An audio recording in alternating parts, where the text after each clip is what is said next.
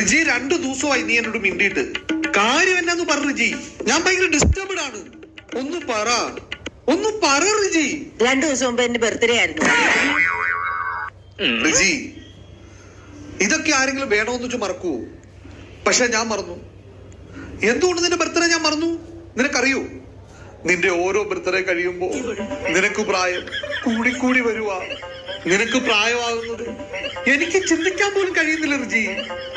നീ എന്നും എന്റെ പഴയ കുഞ്ഞ, എന്റെ കളിക്കൂട്ടുകാരി. ആ ഒരു ചിന്ത എന്റെ മനസ്സിൽ നിന്ന് കളയാൻ വേണ്ടിയിട്ടാണ് ഞാനത് മറന്നത്. ഇനി അത് വേണ്ടെങ്കിൽ ഞാൻ പറയാം ഹാപ്പി ബർത്ത്ഡേ. നിങ്ങളുടെ മനസ്സിൽ ഞാൻ ആ പഴയ കുഞ്ഞായിരുന്നോട്ടെ, നിങ്ങളുടെ കളിക്കൂട്ടുകാരി.